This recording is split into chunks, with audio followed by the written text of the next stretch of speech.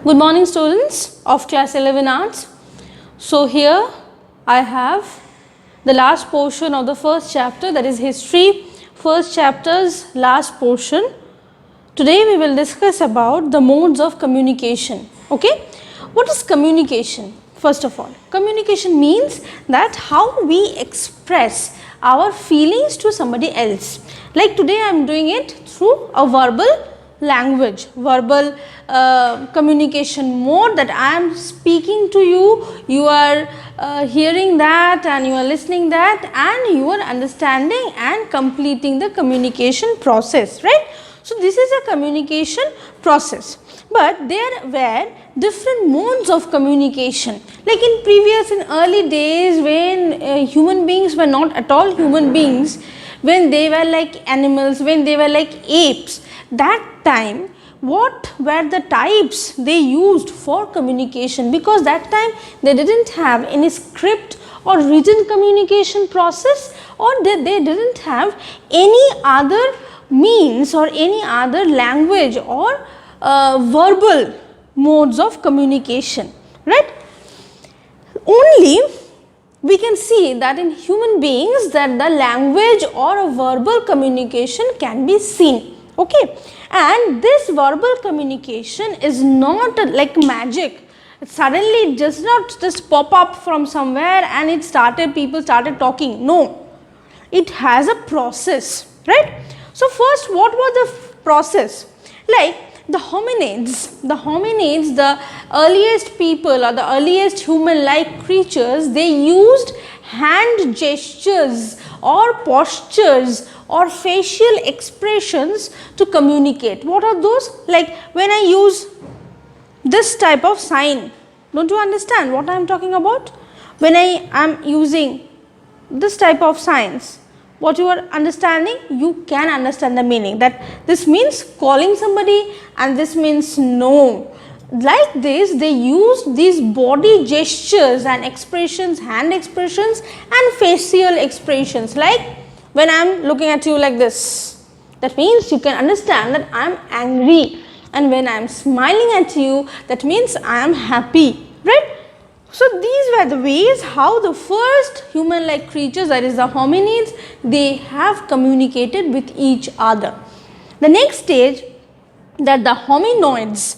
The hominoids, they started with a style of humming, shouting, barking or using a voice message, but there was no verbal words in it. Like I am talking about ah, oo, ee, like all these. Right? So when these were coming, these were verbal, but no words were there. But actually what happens, what we say, what we utter the words, they are definitely a representation of those sounds. Like when I call ma, it's a sound. When I call baba, when I call papa, it's a mixture of sounds. But those sounds today, what we have done, we have mixed it, or we have identified those sounds with a somebody else, something, and we have interrelated it.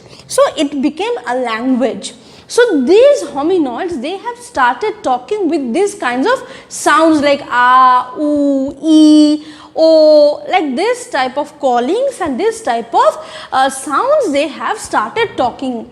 Then with the Homo habilis, with different developments in their bodies and neurological structures were there were different developments, and the development was the development of vocal cord.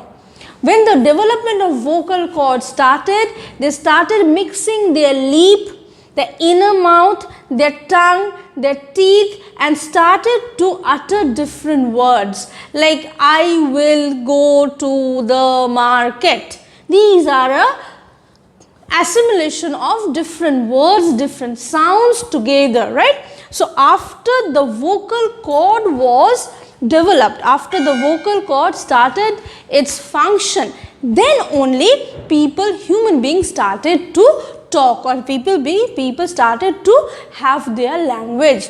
So now we can understand from this that The verbal language or the oral languages were the first modes of communication through which early human being or the early people, they used to communicate, right? And how the scripts or how the writing communication came?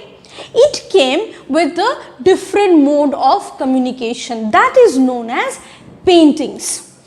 In different parts of the world, especially in Spain, in France, in European continent and in African continent, the historians and archaeologists have found many caves, and those caves were full of paintings of early human beings. They were different type of paintings. They were mostly paintings of animals.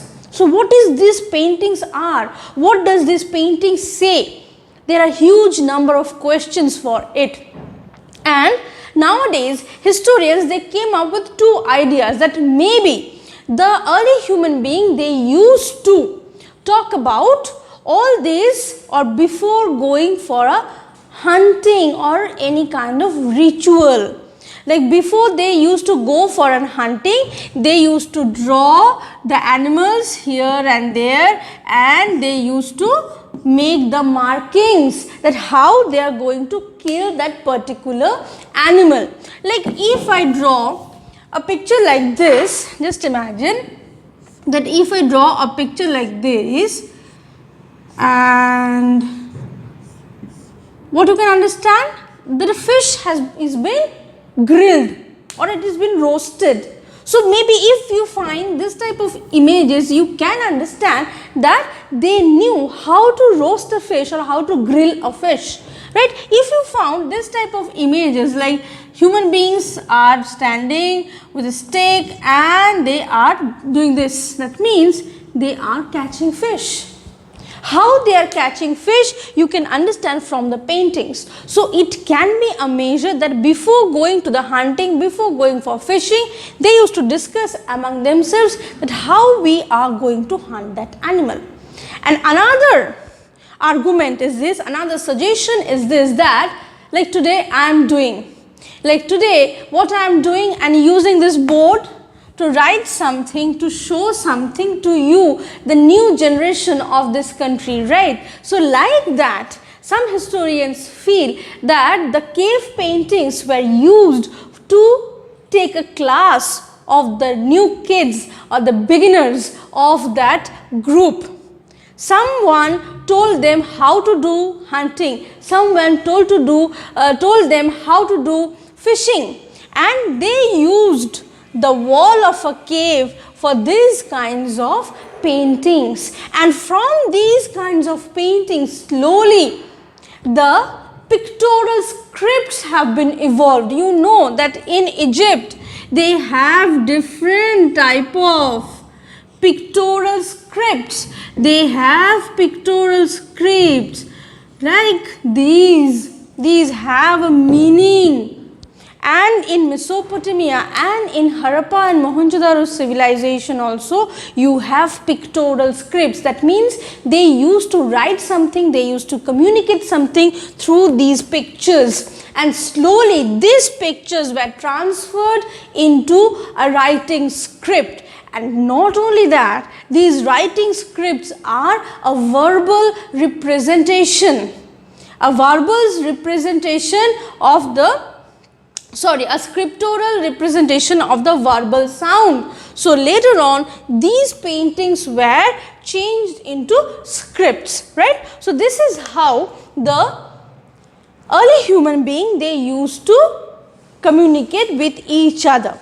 With this, we are coming to end of this chapter, and I will give all the questions in the e-portal and would suggest all my students to go by that and complete the homework and write down the question answers and send me the reply. Thank you.